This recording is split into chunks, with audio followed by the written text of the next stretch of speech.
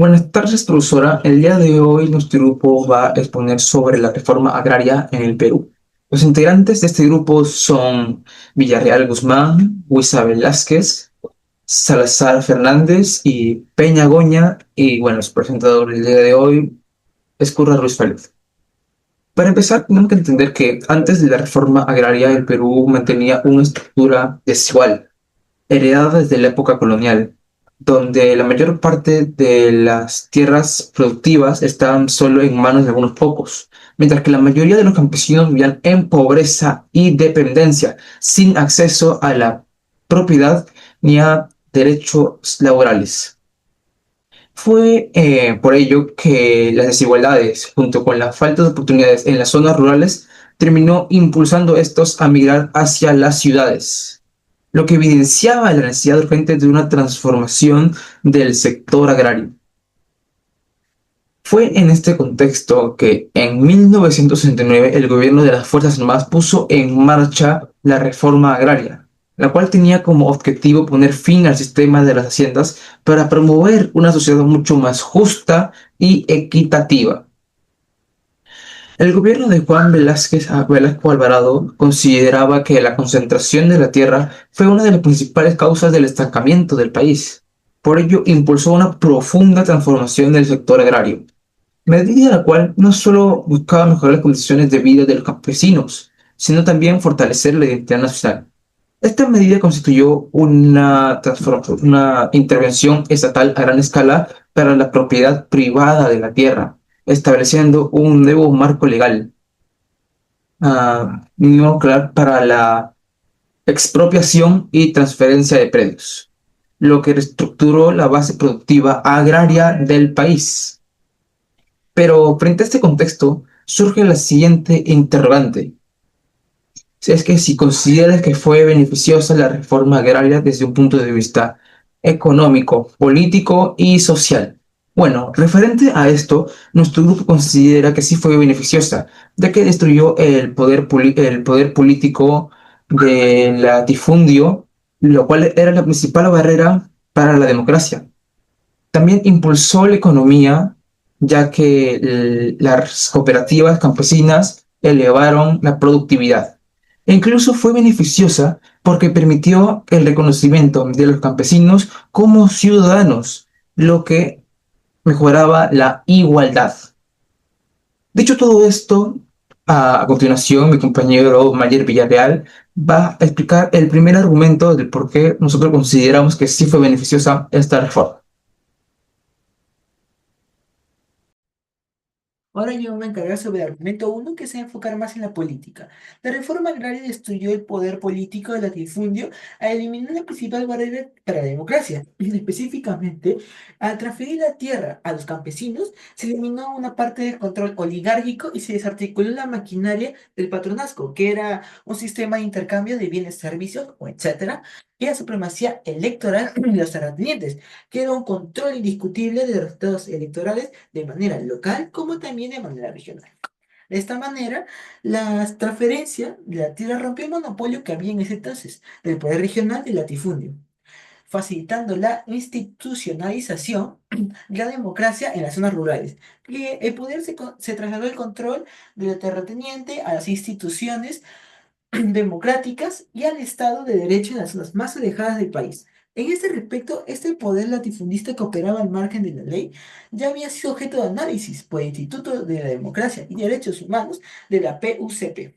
En 2019, que sostuvo que la reforma agraria promulgada el 9 de junio de 1969 por el general Juan Velasco Alvarado, fue la culminación de un conjunto de cambios radicales que marcaron el final de la oligarquía en el Perú. La cita enfatiza que el acto de redistribución de la tierra fue, ante todo, un acto de ingeniería política diseñado para desmantelar el poder de una clase dominante que había impedido históricamente la modernización y la consolidación democrática en las épocas antiguas de Perú, a partir de 1969. Ahora voy a dar paso a mi compañero José.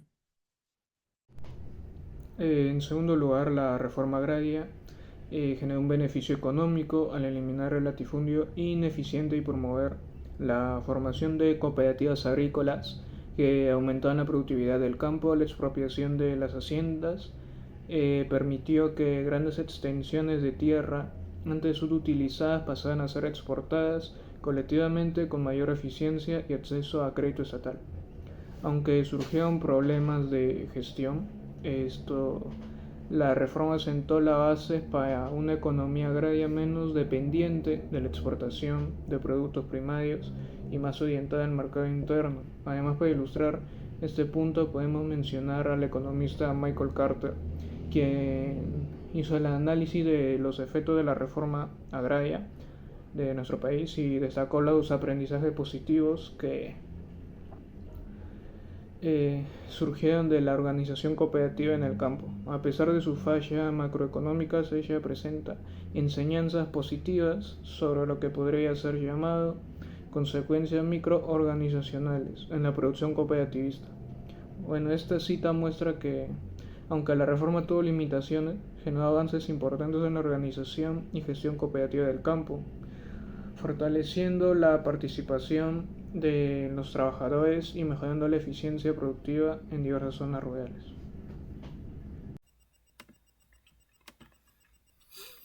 Por otra parte, la reforma agraria permitió que los campesinos fueran reconocidos como actores sociales, con derechos, al poner fin al dominio de los hacendados y abrir espacios de participaciones en la gestión comunal.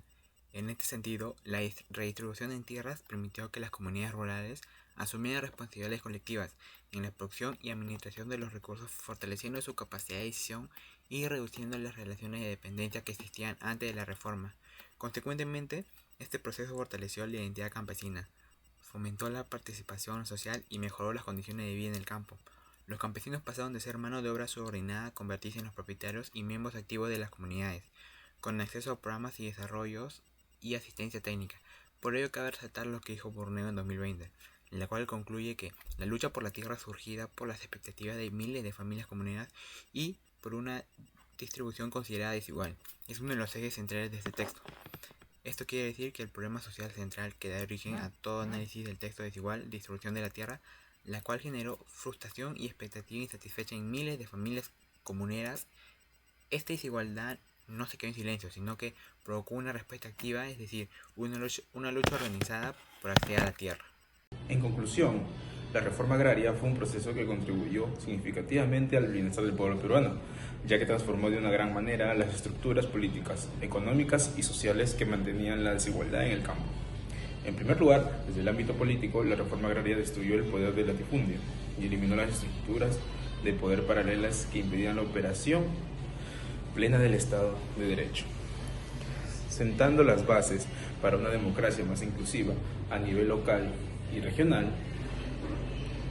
En segundo lugar, desde el aspecto económico, se ve que la reforma reemplazó el sistema improductivo por cooperativas y formas de trabajo colectivo que favorecieron la redistribución de recursos. Y finalmente, desde el ámbito social, se otorgó dignidad, derechos y organización a sectores históricamente excluidos. Si bien la reforma agraria no llevó a resolver todos los problemas que enfrentaba el país en su época, dejó una marca profunda en la lucha por la justicia y la igualdad. Hoy en día, cuando aún persisten desigualdades en el campo, su legado nos invita a reflexionar sobre la importancia de seguir construyendo políticas que pongan a las personas por encima del poder y la riqueza, ya que solo así podemos avanzar como país a un Perú más inclusivo. Gracias.